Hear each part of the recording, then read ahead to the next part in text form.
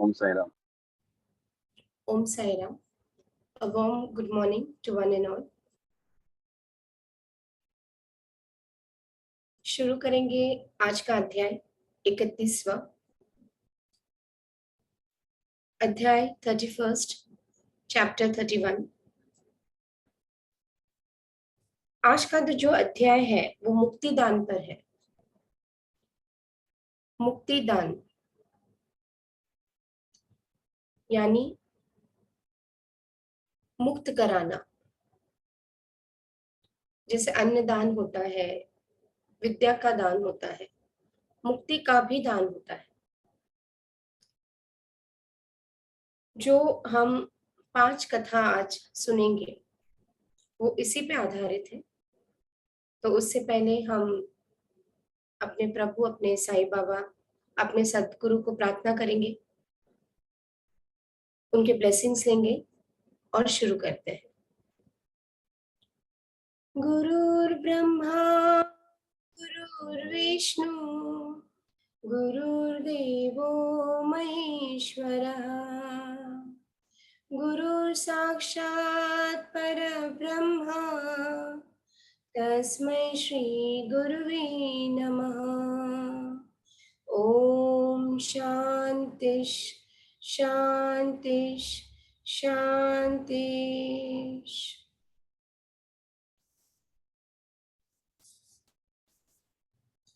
हमने अभी तक जितनी भी लीलाएं पढ़ी है उसमें हमने सुना और देखा कि बाबा ने हमेशा जीवन दान दिया है। लेकिन अब जो हम कथा पढ़ेंगे, जो श्रवण करेंगे, अब हम उसमें देखेंगे कि किस तरह से बाबा ने मुक्ति दान दिया है, मुक्त कराया सफरिंग से, तकलीफों से। एक सबसे अच्छी सदगति दी बाबा ने। इवन जानवर को भी सदगति दी बाबा ने। तो हम श्रवण करेंगे आज की कथा।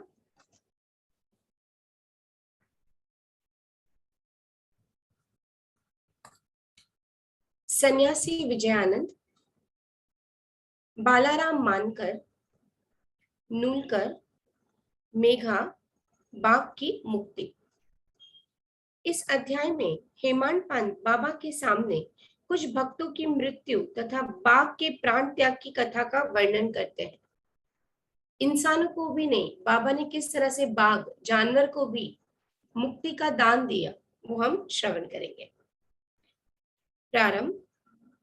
मृत्यु के समय जो अंतिम इच्छा या भावना होती है वही भविष्यता का निर्माण करती है। श्री कृष्ण ने गीता अध्याय 8 में कहा है कि जो अपने जीवन के अंतिम क्षण में मुझे स्मरण करता है वो मुझे ही प्राप्त होता है तथा उस समय वो जो कुछ भी दृश्य देखता है उसी को अंत में पाता है।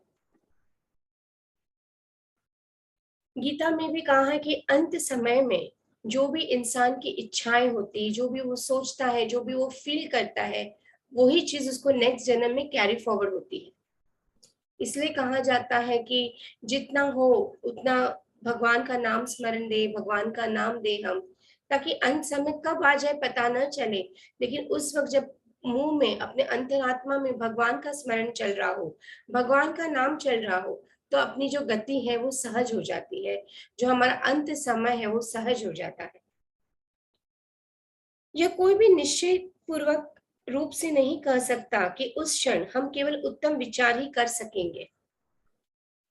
जहां तक अनुभव में आया है, ऐसा प्रतीत होता है कि उस समय अनेक कारणों से भयभीत होने की संभावना रहती है। इसके अनेक कारण हैं। कहते हैं जब मौत आती है तब बहुत डर लगता है।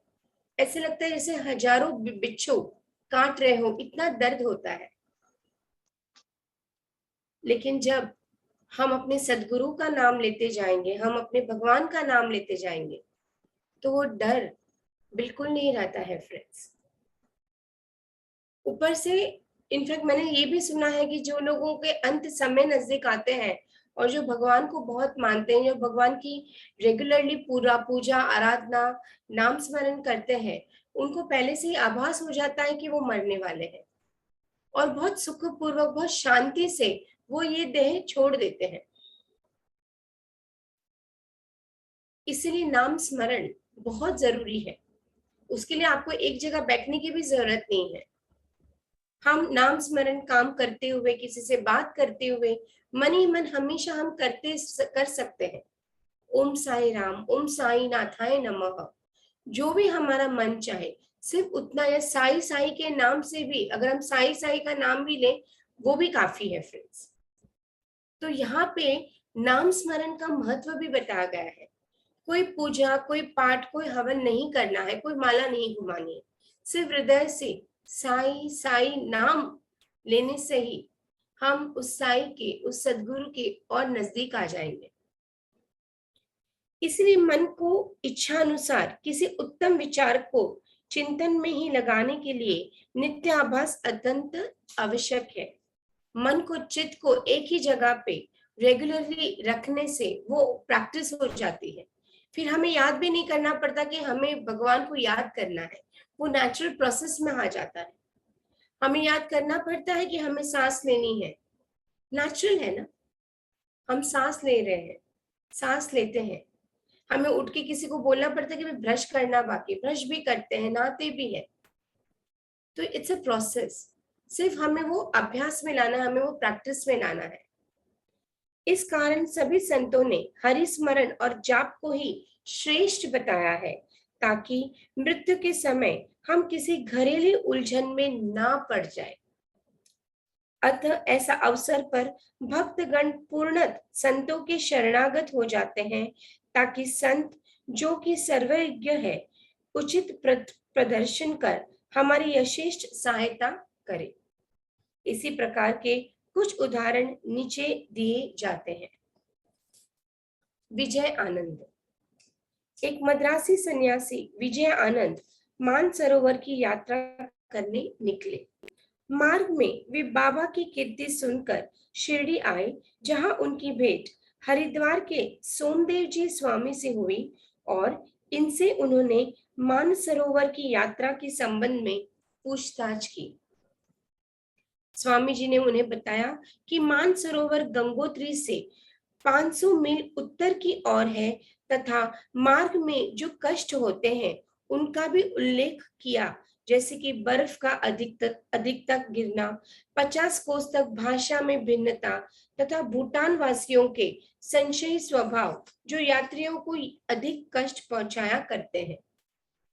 सोमदेव जी महाराज ने सब उनको एक्सप्लेन किया, क्योंकि उस वक्त यहाँ से, मतलब आज से 104 105 साल पहले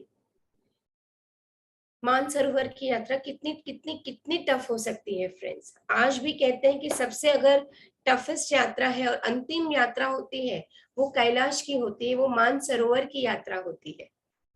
कहते हैं जिसने 4 धाम यात्रा के बाद मानसरोवर यात्रा कर ली, उसके लिए कोई धाम रहता ही नहीं है। तो उस वक्त सोचेगा फ्रेंड्स कि कितनी टफ होता होगा, कितनी प्रॉब्लम होती होगी।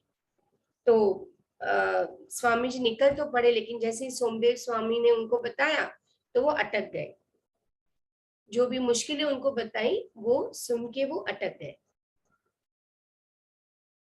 ये सब सुनकर सन्यासी का चित्त उदास हो गया और उसने यात्रा करने का विचार त्याग कर मस्जिद में जाकर बाबा के श्री चरणों का स्पर्श किया।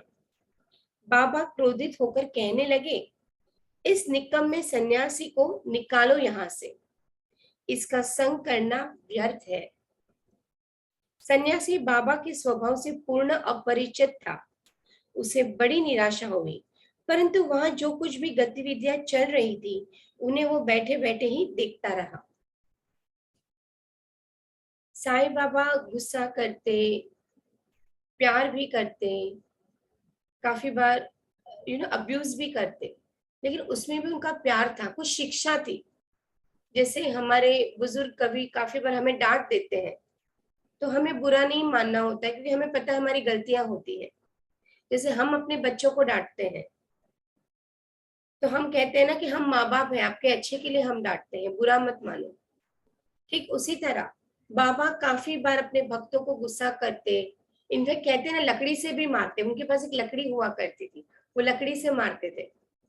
लेकिन उसमें भी उनकी ब्लेसिंग्स छुपी रहती थी, उनका प्यार छुपा रहता था, उनका अपनापन छुपा रहता था, क्योंकि वो जानते थे कि किसको किस तरह से बोलना है, समझाना है।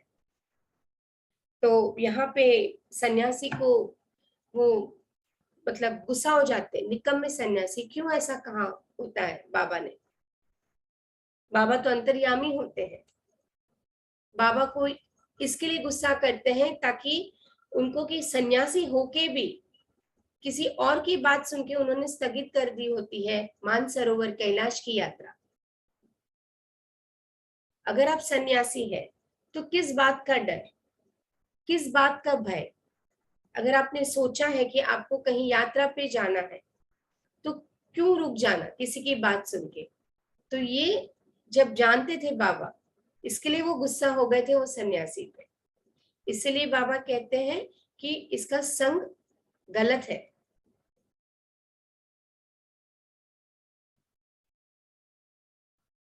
प्रातःकाल का दरबार लोगों से ठसाठस भरा हुआ था और बाबा को यथाविधि अभिषेक कराया जा रहा था।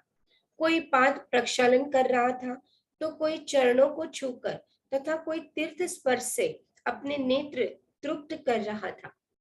वो सब देख रहा था सन्यासी विजयानंद की किस तरह से लोग बाबा की सेवा कर रहे हैं और उसको बाबा बुला भी नहीं रहे। कुछ लोग उन्हें चंदन का लेप लगा रहे थे, तो कोई उनके शरीर में इत्र ही मल रहा था। जाति पाति का भेदभाव भुलाकर सब भक्त यह कार्य कर रहे थे। यद्यपि बाबा उस पर क्रोधित हो गए थे, तो भी सन्यासी के हृदय में उनके प्रति बड़ा प्रेम उत्पन्न हो गया था। उसे यह स्थान छोड़ने की इच्छा ही न होती थी। सन्यासी वहीं था 2 दिन, उसको छोड़ने की भी इच्छा नहीं होती थी। वो बाबा को देख रहा था, लेकिन बाबा उस पर गुस्सा हो गए थे। 2 दिन के पश्चात ही मद्रास से पत्र आया कि उनकी माँ की स्थिति अत्यंत चिंताजनक है, जिसे पढ़कर उसे बड़ी निराशा हुई और वो अपनी माँ के दर्शन की इच्छा करने लगा। परंतु बाबा की आज्ञा के बिना वो शिरडी से जा ही नहीं सकता था। एक तो बाबा उसको अलाउ नहीं कर रहे थे, दर्शन दे ही नहीं रहे थे। उस पे उसकी माँ की चिट्ठी आ गई मद्रास से, साउथ इंडियन था, कि उसकी माँ बहुत सीरियस है, तबीयत ठीक नहीं है। अब तो उसको जाना था, उसकी इच्छा हो गई माँ को देखने के लिए, लेकिन बिना परमिशन के कैसे वो निकल सकता है?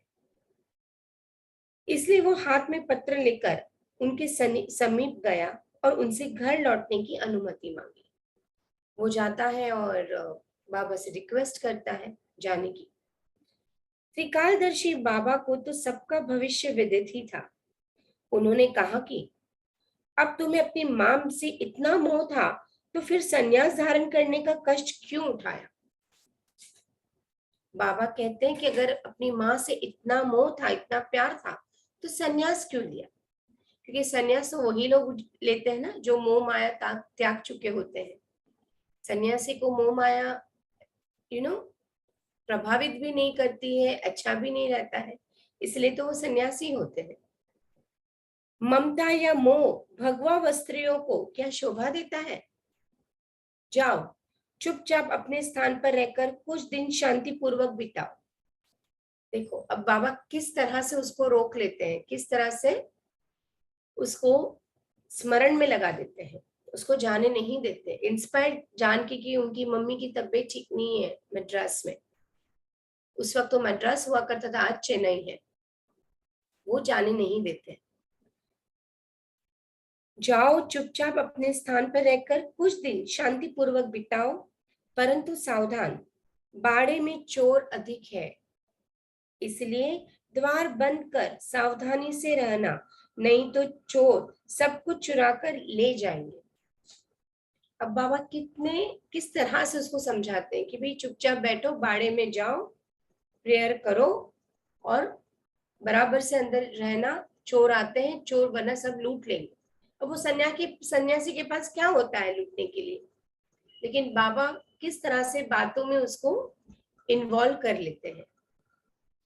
लक्ष्मी यानी संपत्ति चंचला है और यह शरीर भी नाशवन है, ऐसा ही समझकर इहलौकिक वरना व पारलौकिक समस्त पदार्थों का मोह त्याग कर अपना कर्तव्य करो। बाबा बहुत अच्छे से समझाते हैं, लक्ष्मी और ये शरीर दोनों ही मोह है, माया है, दोनों को त्याग दो और अपना कर्तव्य करो। नॉर्मली हम सोच सकते हैं कि उसका कर्तव्य तो माँ की सेवा करना था, माँ के पास रहना था, तो क्यों बाबा ने नहीं भेजा। जहां तक मेरी समझ है, उसने ऑलरेडी भगवा वस्त्र धारण कर लिया था,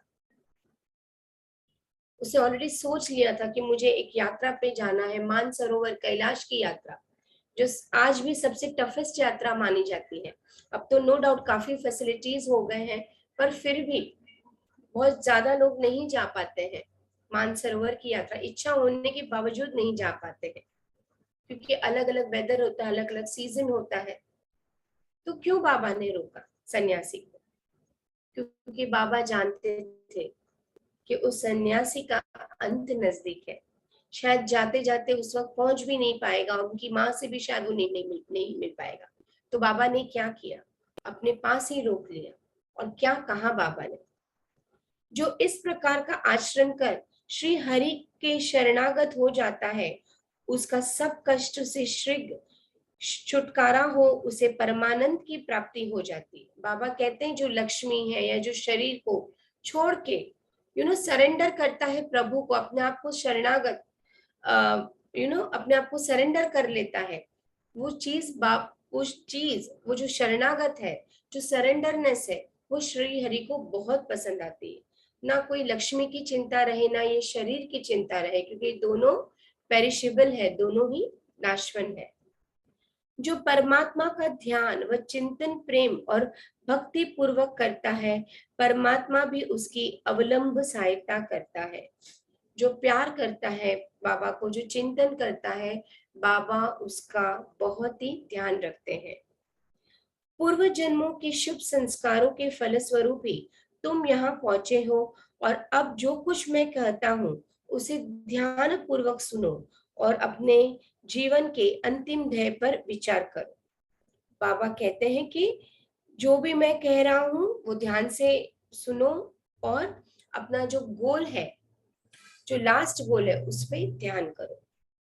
इच्छा रहित होकर कल से भागवत का 3 सप्ताह तक पठन पाठन प्रारंभ करो। अब उसे कहते हैं भागवत पढ़ने के लिए 3 सप्ताह तक पठन पाठन प्रारंभ कर दो, फॉर 3 वीक्स। तब भगवान प्रसन्न होंगे और तुम्हारे सब दुख दुख दूर कर देंगे। माया का आवरण दूर होकर तुम्हें शांति प्राप्त होगी।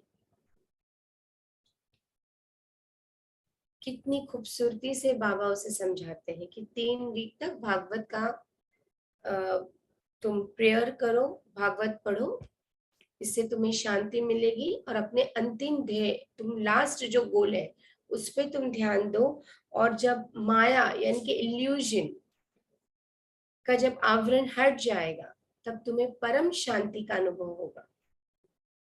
हम सब माया में ही है ना फ्रेंड्स। हम हम जो भी जी रहे हैं, जो भी देख रहे हैं, हमें भी पता है कि हम इतना सब कर रहे हैं, हम अपने बच्चों के लिए कर रहे हैं, हम अपने फैमिली के लिए कर रहे हैं, हम अपने जो भी नियर एंड डियर वंस के लिए कर रहे हैं, but at the end of the day क्या हमें ये सब किस वाकई में जरूरत है, और किस हद तक जरूरत है। पैसे की जरूरत है, अच्छी हेल्थ की जरूरत है, अच्छे रिश्ते की जरूरत है, डेफिनेटली है। लेकिन जो मेन चीज है जो हमारे साथ जाएगी, उस पर तो हम कभी ध्यान ही नहीं दे पाते हैं। वो है हमारा अंतरात्मा, वो है हमारी आत्मा, वो है हमारे लर्निंग्स, वो है हमारे संस्कार।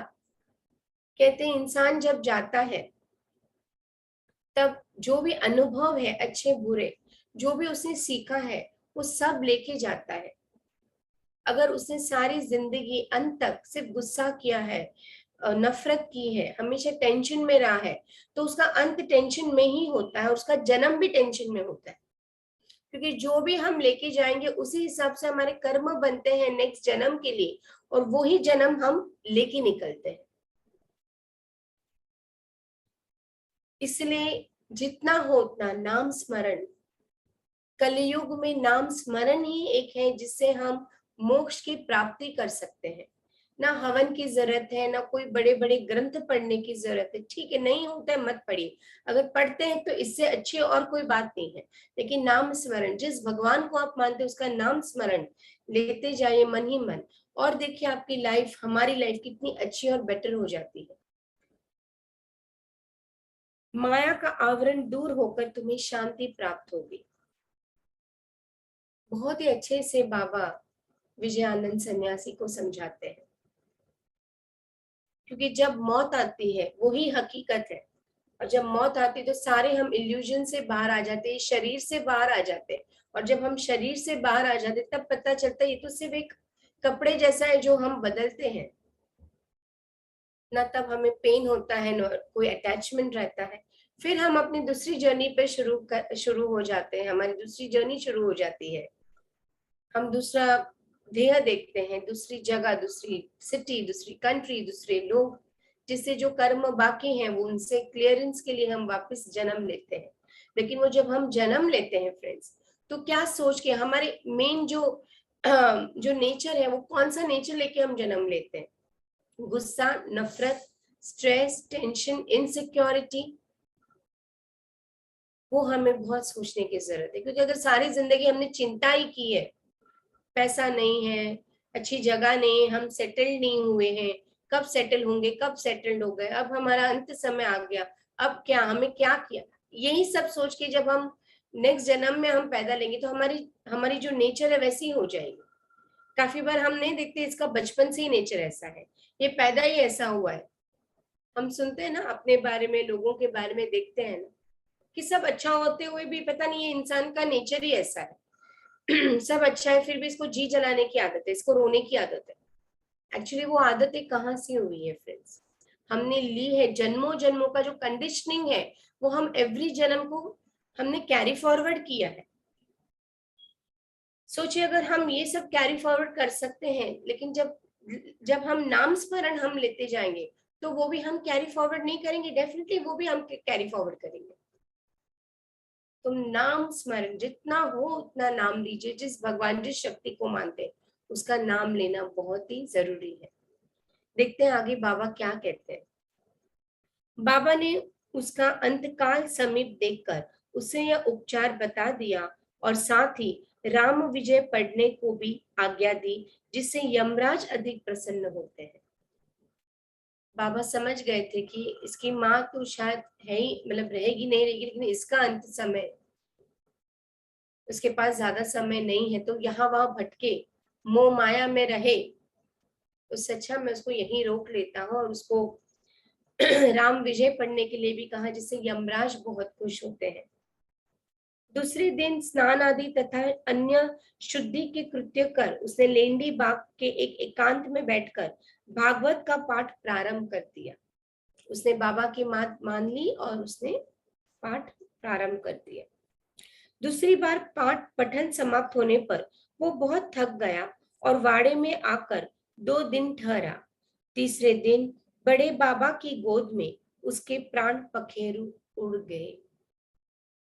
उसने अपना शरीर छोड़ दिया।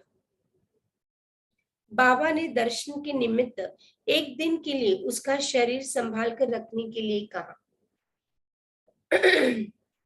तत्पश्चात पुलिस आई और यशोचित जांच पड़ताल करने के उपरांत मृत शरीर को उठाने की आज्ञा दे दी। देखिए बाबा नहीं जानते थे, फिर भी बाबा ने अंत समय जानकर कितना कुछ किया। शायद मानसरोवर की वो यात्रा पे निकल तो पड़ता, शायद वो भी नहीं होता, शायद वो भी प्रभु की इच्छा थी। बाबा का डांटना वो भी इल्यूजन, माया को हटाने की ही बात थी।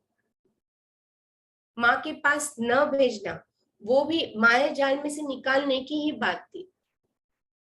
और अंत में बाबा ने कहा कि राम विजय पढ़ो। राम विजय कहते हैं पढ़ने से यमराज बहुत खुश होता है, और जो इंसान के लिए पढ़ा जाता है उसकी जो सदगति है, उसकी जो प्राण है बहुत इजीली निकल जाते हैं। आज भी काफी जगह पे राम विजय पढ़ी जाती है। इसलिए जब इंसान का अंत समय आता है, हम कहते हैं कि भगवत गीता पढ़ो या कुरान पढ़ो या बाइबल पढ़ो या जो भी है, at the end of the day इसका यही मतलब है कि भगवान का नाम जितना जाए, भगवान का नाम जितना लिया जाए, उसके कानों पे पड़े, भले शायद वो बिस्तर पे होगा, नहीं बोल सकता होगा, नहीं देख सकता होगा, शायद वो सेंसेस में नहीं होगा, कॉमा में होगा, फिर भी जब ये सारी चीजें जाती है ना, वो कहीं ना कहीं वो सबकॉन्शियस माइंड में जाती है। कॉन्शियस लेवल पे शायद उसको समझ में ना आए, बट सबकॉन्शियस लेवल पे ये सारा ज्ञान उस इंसान में जाता है। और जब उसका समय खत्म हो जाता है, ये शरीर जब वो छोड़ देता है, यही ज्ञान वो लेके आगे जाता है, नेक्स्ट जन्म में वो जाता है।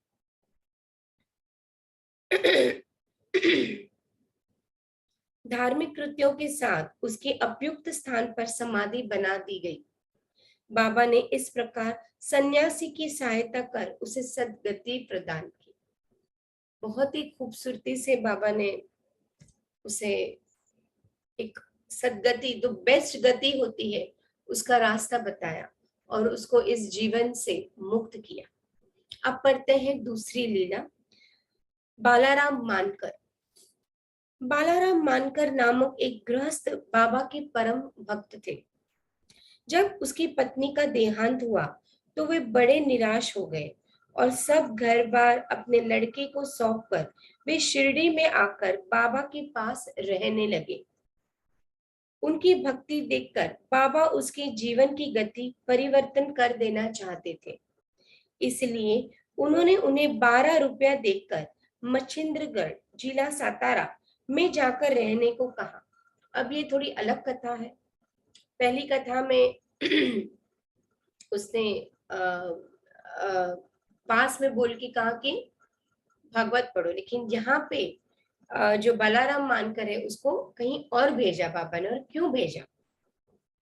मानकर की इच्छा उनकी सानिध्य छोड़कर अन्यत्र कहीं जाने की न थी, परंतु बाबा ने उन्हें समझाया कि तुम्हारे कल्याणार्थी मैं यह उत्तम उपाय तुम्हें बतला रहा हूँ, इसलिए वहां जाकर दिन में 3 बार प्रभु का ध्यान करो। बाबा कहते मैं बोल रहा हूँ, तुम करो और प्रभु का ध्यान करो। बाबा के शब्दों में विश्वास कर वो मच्छिंद्रगढ़ चला गया और वहां के मनोहर दृश्य, शीतल जल तथा उत्तम पवन और समस्त दृश्यों को देखकर उनके चित्त को बड़ी प्रसन्नता हुई। बहुत ही अच्छा नेचुरल एनवायरनमेंट था, जिससे उसको बहुत अच्छा लगा, बहुत ही उसको मन उसका शांत हो गया। बाबा द्वारा बतलाई विधि से उसने प्रभु का ध्यान करना प्रारंभ कर दिया और कुछ दिनों के पश्चात ही उसे दर्शन प्राप्त हो गए। भक्ति स्टार्ट हुई, मेडिटेशन उन्होंने किया और उन्हें प्रभु के दर्शन हो गए। बहुधा भक्तों को समाधि या तुर्य अवस्था में ही दर्शन होते हैं, परंतु मानकर जब तुर्य अवस्था से प्राकृतिक अवस्था में आया तभी उसे दर्शन हुए।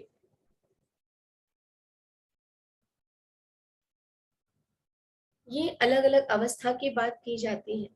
कहते हैं ना कि जितना जितना बच्चा, जितने हम छोटे होते, जितनी कम आयु होती है, उतने ही जल्दी हमारी जो मेडिटेशन की स्थिति होती, जो अपनाने की स्थिति होती, जो ब्लॉकेजेस होते उतने कम होते हैं। कहते हैं अगर आप बच्चे को बचपन से, यानी कि जब से वो समझने लगता होता है, वो बैठने लग जाता है, तब से अगर आप उसको मेडिटेशन की आदत डालते हैं तो उसका सबकॉन्शियस माइंड तो ज्यादा स्ट्रांग होता ही है, पर उसको ज्ञान भी ज्यादा आता है। हमने काफी बार सुना है, देखा है कि 2 साल के बच्चे, 3 साल के बच्चे हनुमान चालीसा और बड़े बड़े ग्रंथ ऐसे इजीली पढ़ लेते हैं। बुद्धिस्ट मॉन्क के जो बच्चे होते हैं, कितनी छोटी अवस्था में इतना गहरा ध्यान करते हैं, क्योंकि उनमें ब्लॉकेजेस नहीं होते, अपना तुम्हारा मेरा तेरा वो सब नहीं होता। जितनी छोटी आयु में ये सब चीजें स्टार्ट करो उतना ही ज्यादा बेनिफिशियल होता है। इसके लिए काफी आश्रम्स होते हैं, जैसे सदगुरु है या श्री श्री रविशंकर के, जहाँ पे जो आश्रम्स होते हैं, गुरुकुल होते हैं, बच्चों को छोटी अवस्था में भेज दिया जाता है। पहले के जमाने में तो ऐसे ही होता था कि गुरुकुल भेज दिया होता था, माँ बाप से दूर, सबसे दूर, राजा हो या जो भी हो, एक ही साथ सब रहते थे, ताकि वो उसको समझ में आए कि सब समान है, कोई माया ना रहे। लेकिन जैसे जैसे दिन बीतते गए, सालों बीतते गए, युग बीतते गए, हर चीजें चेंज हो गई। बीच में मैंने जब सदगुरु का इंटरव्यू सुना, तब सदगुरु ने खुद कहा था कि जो छोटे छोटे बच्चे होते हैं उनकी यहाँ पे आश्रम में जो होते हैं, उनके गुरुकुल में होते हैं, 4 साल के, 5 साल के, 7 साल के, 8 साल के, इतना डीप मेडिटेशन करते, इतना डीप मेडिटेशन करते हैं कि उनकी आंखें भी बिल्कुल हिलती नहीं है। खुद सदगुरु ने कहा कि मैं खुद सरप्राइज हो जाता हूँ कि इतनी छोटी अवस्था में इतना ध्यान कैसे हो सकता है। सदगुरु खुद कहते कि मुझे इतने सालों में वो ध्यान आया, लेकिन ये जो बच्चे हैं उनको कितनी जल्दी वो ध्यान आता है। और ये लेवल पे अगर इनका मेडिटेशन इतना स्ट्रांग है, तो सोचिए जैसे जैसे वो आगे बढ़ते जाएंगे, एक उम्र के बाद कितना उनका मेडिटेशन उनका जो सोच कितनी स्ट्रांग हो जाएगी। और वाकई में ये सही बात है फ्रेंड्स, जितनी छोटी उम्र में बच्चा मेडिटेशन है या योगिक प्रैक्टिस जितनी वो छोटे बचपन में उम्र में करेगा, उतना ही उसका आध्यात्मिक जर्नी, स्पिरिचुअल जर्नी और ज्यादा स्ट्रांग होता जाएगा, और ज्यादा वो भगवान के करीब होता जाएगा, और ज्यादा क्लैरिटी आएगी। स्पिरिचुअल कोशेंट, जैसे आईक्यू हम बात करते हैं, इसका आईक्यू ज्यादा है, इसका आईक्यू कम है, ये ईक्यू उसका ज्यादा है। जैसे इमोशनल क्वोशंट कहते हैं ना कि आईक्यू भले कम हो, ईक्यू कम नहीं होना चाहिए, इमोशनल क्वोशंट कम नहीं होना चाहिए, इमोशंस जो बैलेंस होने चाहिए वो होने ही चाहिए। लेकिन साथ में अब स्पिरिचुअल क्वोशंट भी बहुत जरूरी है। अभी का जो समाज है, आने वाला जो समय है, आने वाले 50 साल 100 साल, हमारे बच्चों को स्पिरिचुअल क्वोशंट की बहुत जरूरत पड़ने वाली है फ्रेंड्स, इंक्लूडिंग हमें भी। क्योंकि जब तक हम आध्यात्मिक तौर पे हम सशक्त नहीं रहेंगे, स्ट्रांग नहीं रहेंगे, हम ये सारी चीजों में, डे टू डे चीजों में उलझे ही रहेंगे। छोटी सी चीजें भी हमें चिंता करा देगी, पैसों से रिलेटेड, हेल्थ की इश्यूज के, जल्दी स्ट्रेस होगा, क्योंकि सब डिजिटल वर्ल्ड हो गया है। हार्ट टू हार्ट बातें हम नहीं कर पाते हैं। कितने भी अच्छे दोस्त तो एक बार व्हाट्सएप कर लेंगे, लेकिन कभी ये नहीं सोचते कि चलो फोन पे हफ्ता एक हो गया, 1 हफ्ता हो गया, 10 दिन हो गया, हमने बात नहीं की, एक बार पूछ ले भाई कैसा है तू, कैसी है तू। ये सारी छोटी मोटी चीजें बहुत जरूरी होती है फ्रेंड्स। हम व्हाट्सएप पे विश कर लेते हैं, कभी फेसबुक पे कुछ बात कर लेते हैं, लेकिन बहुत जरूरी है हार्ट टू हार्ट बात करना, मिलना, कम्युनिकेशन करना। कहीं ना कहीं मिस आउट हो गया है। WhatsApp it's one of the mode of communication, एक मोड है, but actually it's not communication, वो तो टेक्नोलॉजी हो गया।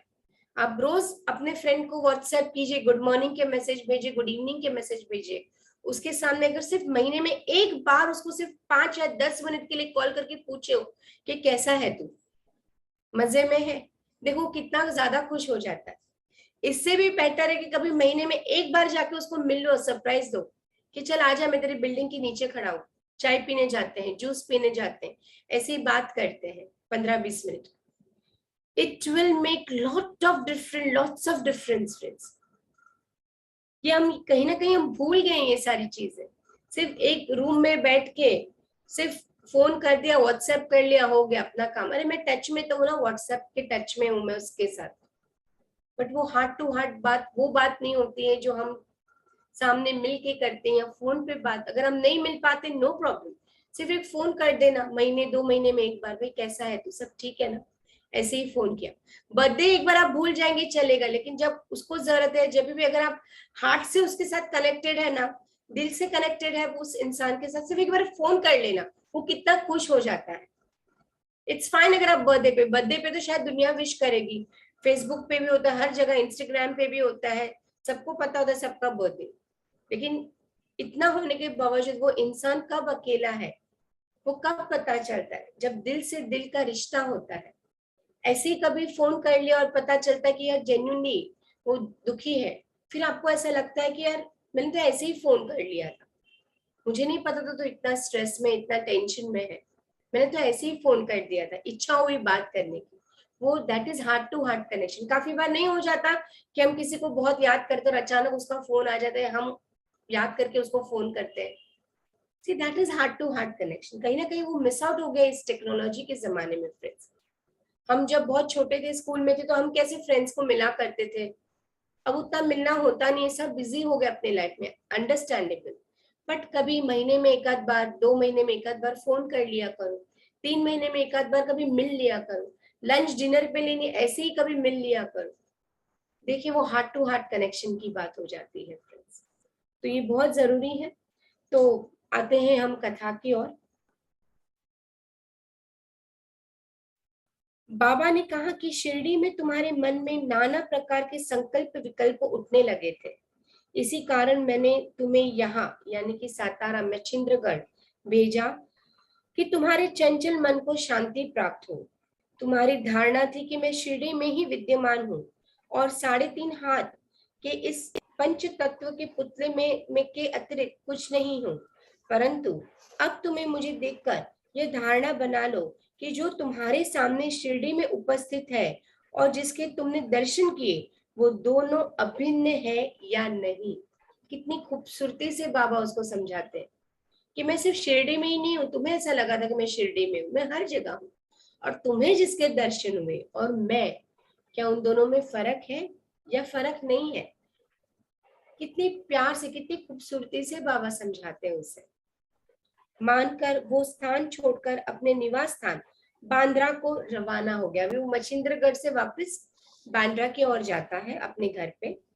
वो पूना से दादर रेल द्वारा जाना चाहता था, परंतु जब वो टिकट घर पहुंचा तो वहां अधिक भीड़ के कारण वो टिकट खरीद ना सका।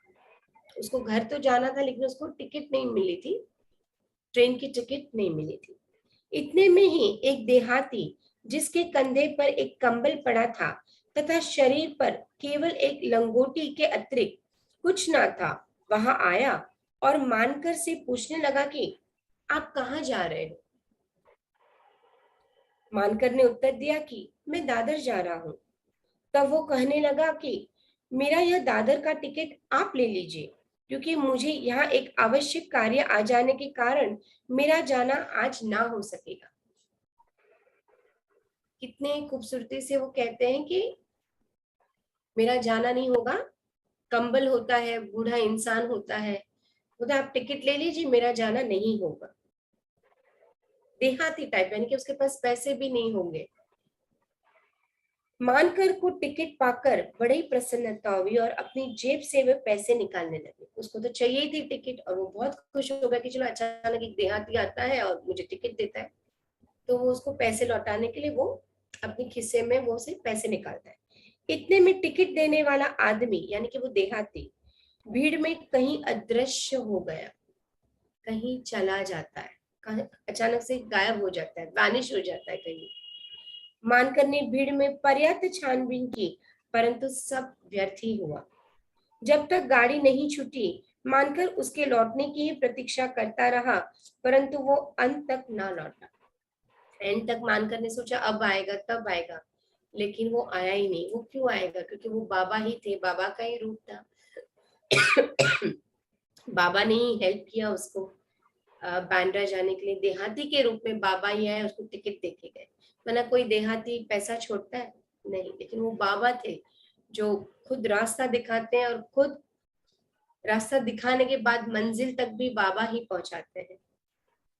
इस प्रकार मानकर को इस विचित्र रूप में द्वितीय बार दर्शन हुए।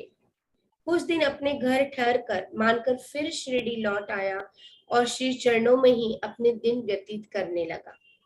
अब वह सदैव बाबा के वचनों की और आज्ञा का पालन करने लगा। अंततः उस भाग्यशाली ने बाबा के सम्मुख उनका आशीर्वाद प्राप्त कर अपने प्राण त्यागे। बाबा के सामने ही उन्होंने अंत समय उन्होंने अपना प्राण त्याग दिया। तीसरी कथा सुनते हैं तात्या साहेब नूलकर की। हेमंत पंत ने तात्या साहेब नूलकर के संबंध में कोई विवरण नहीं लिखा है, केवल इतना ही लिखा है कि उनका देहांत शिरडी में हुआ था। साई लीला पत्रिका में संक्षिप्त विवरण प्रकाशित हुआ था सन 1909 में 1909 में कि जिस समय तात्या साहेब पंढरपुर में उपन्यायाधीश थे, उसी समय नाना साहेब चांदोरकर भी वहां के मामलतदार थे। ये दोनों आपस में बहुधा मिला करते और प्रेम पूर्वक वार्तालाप किया करते थे। तात्या साहेब संतों में अविश्वास करते थे, जबकि नाना साहेब की संतों के प्रति विशेष श्रद्धा थी। हमने पहले भी अध्याय में पढ़ा है कि किस तरह से नाना साहेब चंदोरकर ने कितने लोगों को, बड़े छोटे लोगों को शिरडी में बाबा के दर्शन के लिए हमेशा प्रेरित किया है, हमेशा लोगों को भेजे। हेमंत पंत को भी भेजने वाले नाना साहेब ही थे। और तात्या साहेब नुलकर के बारे में यही था कि दोनों फ्रेंड्स थे और वो चाहते थे कि तात्या साहेब नुलकर बाबा के दर्शन करें। दास गणु और नाना साहेब चंदोरकर ये कुछ ऐसे व्यक्ति थे जिन्होंने बाबा का वर्ड टू वर्ड पब्लिसिटी या word to word mouth publicity कह सकते हैं, आज के अगर हम वर्ड यूज करें तो बहुत ही लोगों को बताया, भक्ति के बारे में बताया, बाबा के बारे में बताया। दास गणों ने कीर्तन के द्वारा लोगों को जागरूकता दिलाई साईं बाबा के बारे में। तो ये दोनों ही व्यक्ति ने बहुत ही बाबा के बारे में कहना कि बाबा क्या है, संत क्या है, उसके बारे में लोगों को जागरूकता बहुत दिलाई है।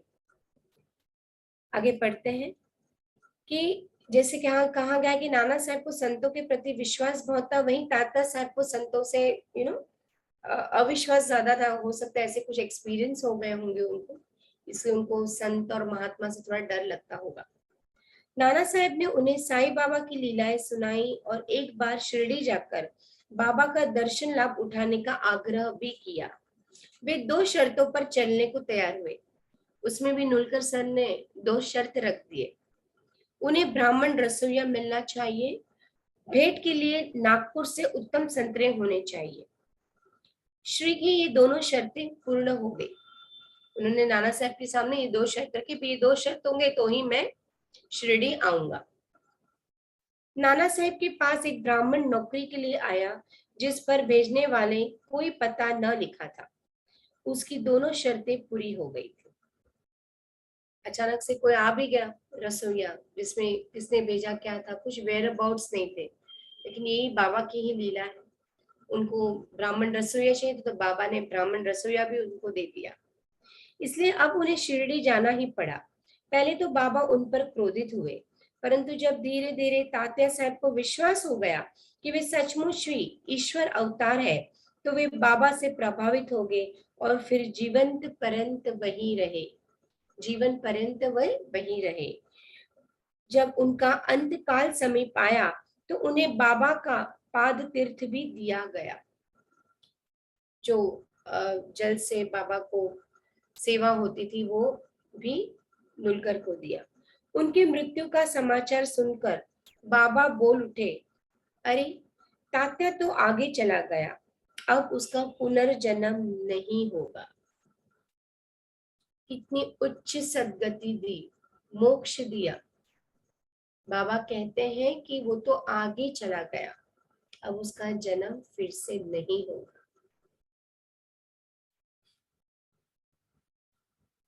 बाबा ऋणानुबंध की जो कथाएं हैं बिन्नी माँ ने लिखी है, उसमें नुलकर, तात्या साहेब नुलकर के बारे में कुछ कथाएं भी लिखी है। उसमें से एक कथा मैं आपको बताऊंगी कि एक बार नाना साहेब को बहुत इच्छा थी कि आम रस का नैवेद्य दे, बाबा को आम रस का नैवेद्य दे। तो वो सोच रहे थे कि मैं क्या करूं, जो थोड़े बहुत आम थे उसमें से तो उतना आम रस निकलेगा नहीं, तो क्या करूं। उसकी मन की बहुत इच्छा थी कि मुझे बाबा को आम रस देना है नैवेद्य के रूप में। तभी बाबा श्यामा को बोलते हैं कि श्यामा एक काम कर, 100 आम लेके यहाँ, खाएंगे, उसका रस निकाल, सब खाएंगे और तुम भी खाना, सब में डिस्ट्रीब्यूट करना। और तुरंत ही श्यामा कहता है कि ठीक है। नुलकर के पास वो किसी आदमी को भेजता है, वो 100 आमों की टोकरी लेके, और तब बहुत ही खुश हो जाते हैं नुलकर के, मैं सोच ही रहा था और बाबा ने देखो मेरी कैसे इच्छा पूरी कर दी। और बाद में वो नैवेद्य, बहुत सारा रस, आम रस निकालते हैं और बाबा को और लोगों को नैवेद्य बांटते हैं। कभी होता है एक संडे को नुलकर की इच्छा होती है कि भाई मुझे बाबा को 2 आम भेंट करने हैं। तो वो अपनी वाइफ से पूछता है कि पेटी में कोई आम है क्या। तो वो बोल रहे कि हाँ टोटल 8 आम है, 4 अच्छे और 4 तो अभी खराब हो गए। तो बोलते ठीक है 4 अच्छे ना, उसमें से 2 अच्छे निकाल के वो सोचता है कि मैं बाबा को भेजूंगा और बाबा को भेज के बाद जब बाबा उसमें से स्लाइस काटेंगे, उसमें से एक स्लाइस मुझे मिलनी चाहिए। तो वो अप्पा कोटे जो होते हैं, वो अप्पा कोटे को बोलते हैं ये मेरी तरफ से 2 आम है, बाबा को चढ़ा देना, और ना उसमें से एक स्लाइस ना मेरे लिए रखना, एक प्रसाद के रूप में बाबा के हाथ से छुआ हुआ एक एक स्लाइस मेरे लिए लेके आना। तो अप्पा कोटे कहते हैं ठीक है, वो 2 आम लेके जाते हैं, बाबा को देते हैं, बाबा स्लाइस काटते हैं, खाते हैं, श्यामा को देते हैं, सबको बांटते हैं। तब तक वो अप्पा कोटे भूल जाते हैं कि उनको भाई नूलकर के लिए भी लेके जाना था एक स्लाइस, तो वो तो भूल जाते हैं। लेकिन बाबा तो बाबा है, बाबा हमेशा भाव देखते हैं। तो बाबा फिर कहते हैं कि हम सब तो आम खा रहे हैं, एक काम कर, एक पीस है ना नूलकर के लिए भी रख देते हैं, तुम लेके जाओ उसके लिए। बाबा उसको म्हातारा बोलते थे, वो म्हातारा त्या म्हातारासाठी घेऊन जा। तो ये बात है, हम इंसान भूल सकते हैं, हमारे प्रभु सदगुरु कभी नहीं भूलते हैं। तो इस तरह से तात्या कोटे को याद आता है कि अरे हाँ, नूलकर ने बोला था, और वो आम का एक पीस जाके नूलकर को दे देते हैं और सारा लीला बताते हैं कि क्या हुआ। वो तो बोलते हैं कि मैं तो भूल गया था, बाबा ने याद करवाया और बाबा ने आपके लिए भेजा है। तो ये है प्यार, है ये सरेंडरनेस होता है जो हम हमें देना चाहिए हमारे गुरु को, हमारे सदगुरु को। तो एक छोटी सी लीला थी जो आपके साथ शेयर की। और जैसे कहा है कि बाबा कहते हैं तात्या तो आगे चला गया, अब उसका पुनर्जन्म नहीं होगा। अब आते हैं चौथे भक्त के बारे में, मेघा के बारे में। हमने ऑलरेडी 28वें अध्याय में मेघा के बारे में बात की थी, उसकी भक्ति की बात की थी, किस तरह से वो शंकर के रूप में बाबा को देखते थे, किस तरह से उन्होंने जल अभिषेक किया और सिर्फ बाबा का सर ही भीगा, शरीर वैसे का वैसे ही रहा। किस तरह से उसकी भक्ति थी, कितना वो बेल पत्र के लिए भी कहां से कहां वो दौड़ के जाता था, मीलों मीलों चलता था, 8 कोस तक चलता था, सिर्फ गोदावरी का पानी लाने के लिए और बाबा का अभिषेक करने के लिए, मंदिर में और हर जगह। कितना भोला भाला था, पढ़ा लिखा नहीं था, अनपढ़ था, लेकिन भाव श्रद्धा जो है उसका तो कोई पढ़ाई लिखाई से कोई मतलब ही नहीं होता है। हम इतने पढ़े लिखे होते हैं, हम इतने इंटेलेक्चुअल होते हैं, हमारे पास इतनी नाम से भी बड़ी डिग्री हो सकती है, लेकिन हमारे में वो शरणागत नहीं है, वो सरेंडरनेस नहीं है, वो समझ नहीं है, वो प्यार, वो एम्पैथी, वो सिंपैथी, वो कंपैशन, वो काइंडनेस नहीं है। तो कोई वो पढ़ाई लिखाई सब ठहरी की ठहरी है, उसका कोई मतलब नहीं है फ्रेंड्स।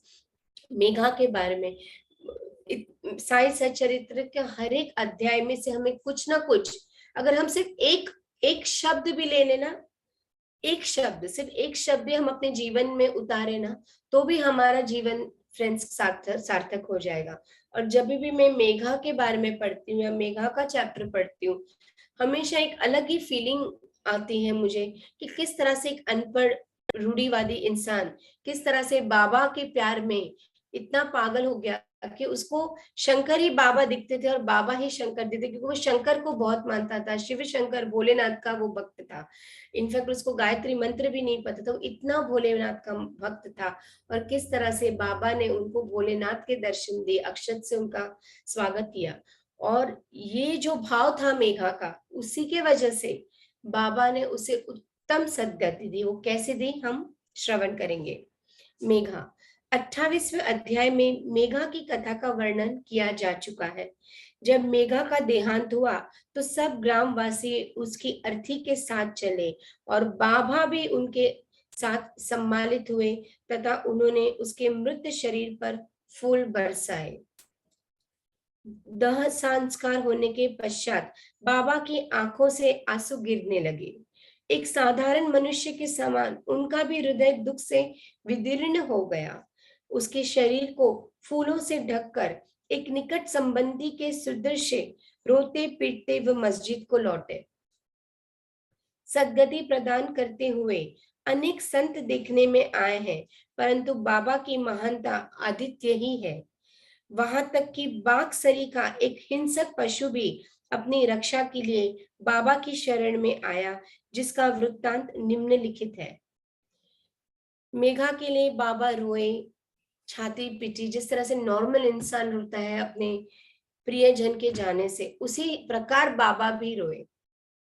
बाबा ने, कहते हैं ना कि भोजन करवाया, जब वो अंत से, हमने 28वें अध्याय में पढ़ा है कि किस तरह से बाबा ने मेघा के प्रति, मेघा के लिए भोजन ब्राह्मणों को करवाया, जो भी अंतिम संस्कार का जो भी करना था वो सब बाबा ने किया मेघा के लिए।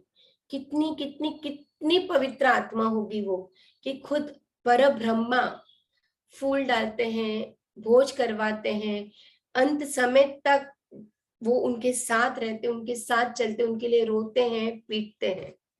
कितनी बड़ी भक्ति है, कितनी बड़ी भक्ति है फ्रेंड्स। हम भी आज यही प्रे करेंगे कि हमें भी ऐसी ही भक्ति मिले, कि हमारा जब अंत समय हो तब बाबा, हम ये नहीं कहे कि बाबा हमें लेने आए, हम क्यों ये कहें कि बाबा हमें लेने आए, बाबा हमारे साथ ही है, बाबा हमारे साथ ही रहे। और एवरी जन्म में, जन्म सबसे पहले तो जन्म ना हो वही अच्छा है, ऐसे कर्म करे कि हमें मोक्ष की प्राप्ति मिल जाए, नूलकर जैसे कि हमारा जन्म ही ना हो। लेकिन अगर जन्म लेना ही है, हमारा जन्म हो इनकेस हमारा जन्म हमें लेना ही पड़े, हमारे कर्म बाकी हो, तो बाबा की भक्ति एवरी जन्म में मिले फ्रेंड्स। ये हमेशा मानिए, यही हमेशा मांगे कि बाबा ये जन्म मिले या ना मिले, तुम्हारी भक्ति हमेशा हमारे साथ रहे। और अंत समय में आप लेने मत आओ, आप हमारे साथ ही हो तो आप लेने क्यों आओगे।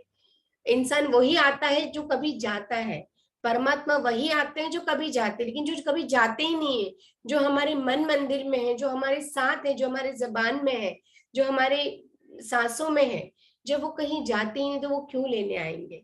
वो हमारे साथ हर एक पड़ाव में, अच्छे बुरे सुख दुख में, हर एक पड़ाव में वो हमारे साथ रहे। यही हम अपनी भक्ति के द्वारा, हम बाबा तक, यही हम भक्ति के द्वारा, उनके नाम स्मरण के द्वारा हम ये आशीर्वाद बाबा की प्राप्त करें। देखते हैं किस तरह से एक हिंसक जानवर भी बाबा के, उसके अंत समय में किस तरह से बाबा उसको सद्गति देते हैं, किस तरह से उसको ये योनि जो होती है, जो जानवर की योनि है, उससे भी उसको यू नो निकल जाता है, उसका, उसके जो प्राण निकल जाते हैं। जीवन योनि जो है, जानवर की योनि से भी वो किस तरह से कंप्लीटली बाहर निकलता है, वो हम पढ़ते हैं बाघ की मुक्ति से। बाबा के सामर्थ्य से होने के 7 दिन पूर्व शिरडी में एक विचित्र घटना घटी। जब बाबा ने शरीर छोड़ा उसके 7 दिन पहले की ये घटना है। मस्जिद के सामने एक बैलगाड़ी आकर रुकी, जिस पर एक बाघ जंजीरों से बंधा हुआ था। उसका भयानक मुख गाड़ी के पीछे की ओर था। वो किसी अज्ञात पीड़ा या दर्द से दुखी था। उसके पालक 3 दरवेश थे, जो एक गांव से दूसरे गांव में जाकर उसका नित्य प्रदर्शन करते और इस प्रकार यथेष्ट द्रव्य संचय करते थे, और यही उनकी जीवनोपार्जन का एकमात्र साधन था। उसके जो 3 ट्रेनर्स थे, वो गांव गांव जाके उसका शो करते, उसी से उनको पैसे मिलते और उनसे, उसी से उसका जीवन चलता था। उन्होंने उसकी चिकित्सा के सभी प्रयत्न किए, परंतु सब कुछ व्यर्थ हुआ। बहुत सारा उसका इलाज भी करवाया, बट कोई मतलब नहीं हुआ। कहीं से बाबा की कीर्ति उनके कानों में पड़ गई और वे बाघ को लेकर साईं दरबार में आए। हाथों से जंजीरों पकड़कर उन्होंने बाघ को मस्जिद के दरवाजों पर खड़ा कर दिया। वो स्वाभाविक ही भयानक था, पर रुग्ण होने के कारण वो बेचैन था। तबीयत ठीक नहीं थी, बेचैनी तो होगी, जानवर बोल नहीं सकता था, बट जानवर जानवर होता है। और बाघ सरीखा जानवर, जिसे दूर से भी हम देख ले तो हमें डर लगता है, ये तो सामने ही था, बाबा के जंजीरों से जकड़ा हुआ था, बट वो काफी तकलीफ में था, काफी पीड़ा हो रही थी उससे। लोग भय और आश्चर्य के साथ उसकी ओर देखने लगे। दरवेश अंदर आए और बाबा को सब हाल बताकर उसकी आज्ञा लेकर वे बाग को उनके सामने लेके आए। जैसे ही वो सीढ़ियों के समीप पहुंचा, वैसे ही बाबा के तेज पुंज स्वरूप का दर्शन कर एक बार पीछे हट गया और अपनी गर्दन झुका दी। कितना खूबसूरत, कितनी खूबसूरती से उसने बाबा को देखा, और एक बार पीछे हटकर उसने अपनी गर्दन झुका दी, एक बाघ ने। जब दोनों की दृष्टि आपस में एक हुई तो बाघ सीढ़ी पर चढ़ गया और प्रेम पूर्ण पूर्ण दृष्टि से बाबा की ओर निहारने लगा। प्यार से वो बाबा को देखने लगा। जब बाबा और बाघ एक दूसरे को देखने लगे, जब तब का जो नेचर था, गुस्सा या जो तकलीफ वाला, उस सब कहीं ना कहीं वो सारा वैनिश हो गया और वो बाबा को देखने लगा। उसने अपनी पूंछ हिलाकर 3 बार जमीन पर पटकी और फिर तत्क्षण ही अपने प्राण त्याग दिए। जैसे हम झुकते हैं इस तरह से बाघ ने 3 बार अपनी पूंछ को पटका और अपने प्राण वहीं त्याग दिए। उसे मृत देखकर दरवेशी बड़े निराश हुए और दुखी भी हुए। तत्पश्चात जब उन्हें बोध हुआ तो उन्होंने सोचा कि प्राणी रोगग्रस्त तो था ही और उसकी मृत्यु भी सन्निकट ही थी। चलो, उसके लिए अच्छा ही हुआ कि बाबा सरी के महान संत के चरणों में उसे सद्गति प्राप्त हो गई। वो दरवेशिया का ऋणी था और जब वह ऋण चुक गया तो वह स्वतंत्र हो गया और जीवन के अंत में उसे साई चरणों में सद्गति प्राप्त हुई। जब कोई प्राणी संतों के चरणों पर अपना मस्तक रखकर प्राण त्याग दे तो उसकी मुक्ति हो जाती है। उसकी मुक्ति हो जाती है। पूर्व जन्मों के शुभ संस्कारों के अभाव में ऐसा सुखद अंत होना कैसे संभव है? कुछ तो उसने पूर्व जन्म में, वो बाघ ने भी कुछ अच्छे कर्म किए होंगे ताकि उसका अंत ये जन्म में बाबा के समीप आया, जानवर के रूप में ही सही, लेकिन बाबा के दर्शन में उसने अपना अंत समय बाबा के सामने उसने अपने छोड़ा, अपना देह त्याग कर दिया। कितनी खूबसूरत कथा है फ्रेंड्स। इसी के साथ और एक कथा मैं आपको बताऊंगी और इसी के साथ हम ये अध्याय हम कंप्लीट करेंगे। ये है जो कथा है, ये साई लीला मैगजीन में से कथा है और ज्योतिंदर तरखट के बारे में है। हमने पहले भी अध्याय में ज्योतिंदर तरखट, उनकी माँ सीता देवी तरखट, उनके पिताजी के सबके बारे में हमने बात की, उनकी लीलाओं के बारे में भी मैंने काफी बात की। ये है ऋणानुबंधन। ऋणानुबंधन जो है, टाइज ऑफ प्रीवियस बर्थ के बारे में बात है यहाँ पे। किस तरह से हमने पढ़ा पहले भी, मैंने आपको बताया था किस तरह से ज्योतिंद्र जब बहुत छोटे थे सेंट जेवियर स्कूल मुंबई में पढ़ते थे और किस तरह से बाबा ने उनको दर्शन दिए और उसने उस वक्त कुछ 1 रुपी दिया था बाबा को। और कुछ सालों के बाद जब वो पहली बार बाबा को मिलने आते हैं उनकी माँ के साइनस के वजह से, प्रॉब्लम के वजह से, और किस तरह से बाबा उसको याद करवाते हैं और वो पैसा उसको, उसी को पैसा उस वक्त दे देते हैं। तो पहले भी मैंने ये कथा आपसे शेयर की है। अब ये कथा है ज्योतिंद्र तरखट के बारे में कि ये जैसे बड़े हो जाते हैं फिर बाबा के रेगुलरली इन टच में रहते हैं। बाबा को वो बहुत प्यार करते हैं, बहुत भक्ति भाव होती है उनको बाबा के लिए। और काफी बार वो शिरडी आते होते हैं, द्वारका माई की सेवा कर रहे होते हैं, साफ सफाई भी करते हैं। इतना बड़ा आदमी होने के बाद भी उसने बाबा की बहुत सेवा की होती है। और एक बार ऐसा होता है कि एक बार इवनिंग में जब वो दिए, उस वक्त फिर वो लैम्प्स आ जाते हैं, पेट्रोमैक्स के लैम्प्स होते थे उस वक्त। तो वो जब वो लैम्प्स जलाते हैं द्वारका माई में, तो अचानक बाबा वहां पे आते हैं और उस पे बहुत चिल्लाते हैं। बाबा बहुत चिल्लाने की आवाज उनको सुनाई देती है और बहुत ही गुस्सा कर लेते हैं बाबा। और इतने गुस्से में उसको कहते हैं कि मैं 7 तुम्हारे पीसेस कर दूंगा और तुम्हें द्वारका माई में ही गाड़ दूंगा। तो ज्योतिंद्र एकदम एकदम सरप्राइज हो जाते, डर जाते कि बाबा को क्या हो गया। काफी बार वो देखते हैं बाबा गुस्सा हो जाते, लेकिन इस बार तो वो उस पर ही गुस्सा हो जाते, ऐसा उन्हें लगता है कि बाबा उन पे गुस्सा हो जाते हैं, चिल्लाने लगते हैं। और वो कहते हैं कि मैं तुम्हें 7 पीसेस में काट दूंगा और मैं तुम्हें यहाँ की यहाँ द्वारका बाई में तुम्हें मैं बरी कर दूंगा, द्वारका माई में तुम्हें खंडित कर दूंगा। और वो बहुत गुस्सा हो जाते हैं और वो क्या करते हैं, बाबा को वो रिक्वेस्ट करते हैं, प्रार्थना करते हैं, बाबा के पैरों में गिर जाते हैं। बाबा को सॉरी बोलते कि बाबा कुछ गलती होगी क्या, जाने अनजाने में, मैं तो सिर्फ दिए मतलब लैम्प्स जला रहा था, शाम का वक्त हो गया, कुछ मुझसे अगर गलती हो गई तो मुझे माफ कर दो। और तुरंत फिर बाबा कहते हैं ज्योतिंदर को, तुम मेरे पैर दबाओ। तो ज्योतिंदर तो वैसे भी डरे हुए होते, तो वो पैर दबाना शुरू कर देते हैं बाबा के। लेकिन वो अभी भी बहुत ही डरे हुए थे और अचानक वो देखते हैं कि अपने सामने एक लेडी को देखते हैं, एकदम भयानक लेडी का रूप उनको दिखाई देता है, एकदम डरावना, एकदम भयानक लेडी का वो रूप देखते हैं। और वो देख के इतने डर जाते, इतने डर जाते हैं, वो बाबा को बहुत टाइटली उनके पैर पकड़ लेते हैं। और वो देखते हैं, डरे हुए देखते हैं कि बाबा और वो लेडी के बीच कुछ वार्तालाप हो रही है, लेकिन उसको समझ में नहीं आता कि क्या वार्तालाप होती है, क्या होता है। और वो इतने डर जाते हैं कि वो बेहोश हो जाते हैं, ज्योतिंदर थरकट वहीं वहीं बेहोश हो जाते हैं। और अचानक से वो लेडी गायब हो जाती है, वो जो भयानक रूप होता है वो लेडी का, वो गायब हो जाती है। और तब फिर बाबा उसको उठाते हैं, अरे भाव क्या हुआ, वो भाव बोलते होते हैं ज्योतिंदर तरखट को कि भाव क्या हुआ, और मैंने तो तुम्हें मेरे पैर दबाने के लिए कहा था, लेकिन तुमने इतने जोर से दबा दिया है मेरे पैर को कि तुम्हारे नखून लग रहे हैं मेरे पैर को, मुझे बहुत ही तुम्हारे नखून दर्द कर रहे हैं। तो उसको ऐसे बोल बोल के उठाते हैं।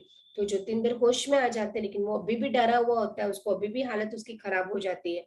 लेकिन जब वो प्यार से बाबा बात कर रहे होते हैं ज्योतिंदर, तो लेकिन ज्योतिंदर समझ नहीं पा रहा होता क्या हुआ ये सब।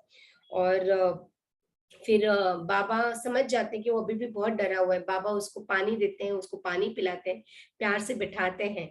और फिर बाबा बोलते हैं, बाबा पूछते हैं कि अ, क्या हुआ तुम्हें, क्यों ऐसा कर रहे हो, क्या हुआ तुम्हें, बाबा से पूछते हैं।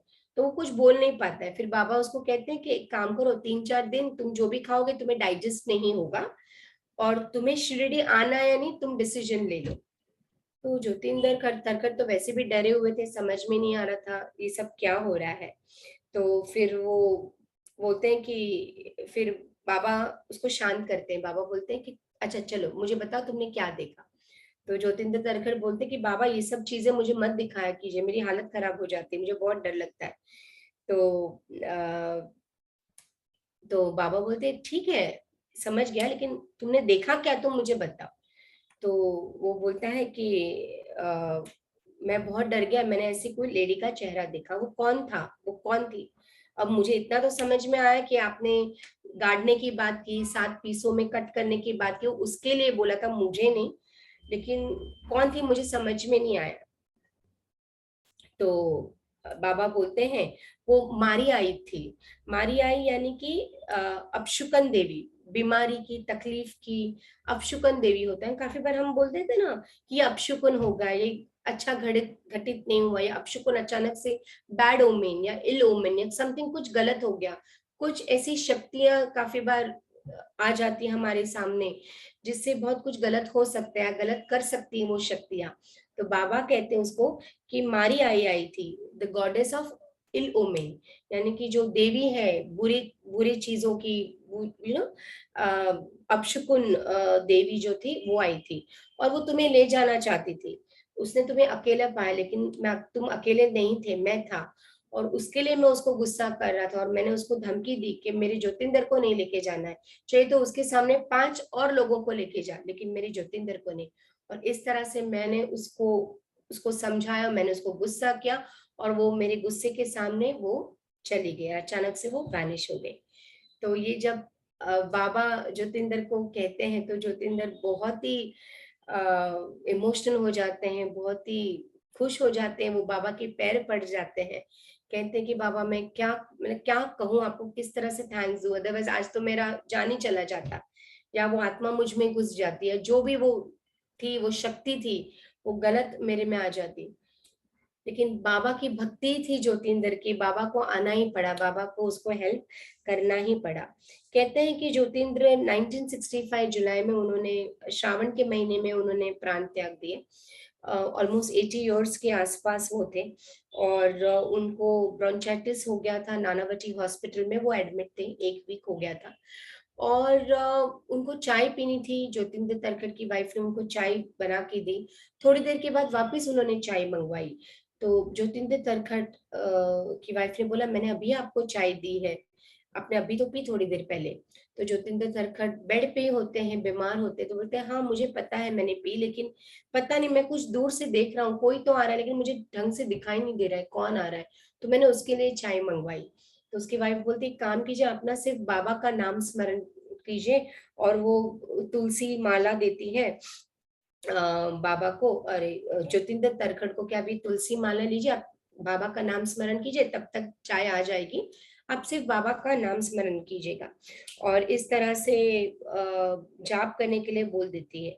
और जैसे ही ज्योतिंदर धरकर मन ही मन बाबा का नाम स्मरण शुरू कर देते हैं, अचानक वो अपने सामने बाबा को पाते हैं, और वो अपने दोनों हाथ जोड़ के बाबा को नमस्कार करते हैं, और बाबा कहते हैं कि मी आलो, मराठी में बोलते हैं मी आलो, यानी कि मैं आ गया हूँ। और तभी ज्योतिंदर धरकर बहुत खुश हो जाते हैं, अपनी आंखें खोल मतलब बंद कर लेते हैं, और वहीं के वहीं वो समाधिस्थ हो जाते हैं, वहीं का वहीं वो अपने प्राण त्याग देते हैं। यानी कि अंत समय ही बाबा उन्हें लेने आते हैं और अपने साथ अपने पास हमेशा के लिए बुला लेते हैं। तो इस तरह से जो रिश्ता है बाबा का, जो ऋण है जिसे ऋणानुबंधन हम कहते हैं, मैंने आपको कहानी भी, लीला भी सुनाई थी। कहानी नहीं, ये सारी लीलाएं हैं, ये सारी सच्ची घटनाएं। हम माने कि ना माने आज के मॉडर्न टाइम्स में, क्या ऐसा हो सकता है, क्या ऐसी कोई शक्तियां हैं, क्या मारी आई जैसी कोई इल उमन लेडी कोई हो सकती है, हमें नहीं पता। हम तो सिर्फ ये जानते हैं कि जो बाबा के साथ हो, जो बाबा के साथ जुड़ जाता है, और जितनी भक्ति आप बताते हैं, बाबा उसी भाव से आपको दर्शन देते हैं। और इसी के साथ ये अध्याय हम यही समाप्त करेंगे, और मिलते हैं नेक्स्ट थर्सडे को। श्री सद्गुरुनाथ पाणमस्तु, शुभ भवतु। सिर्फ दान कीजिए, शुद्ध दान कीजिए, थैंक यू, थैंकफुलनेस रखिए, ग्रेटिट्यूडनेस रखिए, अच्छा सोचिए, अच्छा बोलिए, अच्छे कर्म करिए, दान देते रहिए, दान देना मत भूलिए। गर्मी थोड़ी बहुत शुरू हो गई है, हो सके तो जो गरीब है, जो वर्कर्स है, जो रास्ते पे काम करते हैं, काफी बार हम देखते हैं, उनको छाछ पिलाइए, या ठंडा दूध पिलाइए, या लस्सी पिलाइए। अमूल के पैकेट्स आते हैं 12-12 रुपीज के, पाउचेस अभी काफी मिलेंगे गर्मी के सीजन में, वो दीजिएगा, उनकी प्यास बुझेगी। जो आपकी शक्ति के हिसाब से होता है वो कीजिएगा। थैंकफुलनेस रखिएगा, ग्रेटिट्यूड रखिएगा, क्योंकि हम अपनी जिंदगी में अगर थैंकफुलनेस नहीं रखेंगे, ग्रेटिट्यूडनेस नहीं रखेंगे, जो हमारे पास है वो भी चला जाएगा फ्रेंड्स। अगर हम कमियों को देखेंगे तो कमियां ही दिखती रहेंगी, लेकिन हमारे पास जो है वो चीज हम पॉजिटिवली देखेंगे, तो उसमें ही डेफिनेटली उन्नति होगी। और आज का दिन, आने वाला सारा हफ्ता, पूरा हफ्ता अच्छा जाए, हेल्थ अच्छी रहे, और बस नाम स्मरण करते रहिए, बाबा को याद करते रहिए, और मिलते हैं नेक्स्ट थर्सडे सुबह 5 बजे, नेक्स्ट गुरुवार को। ओम साई राम। ओम साई राम।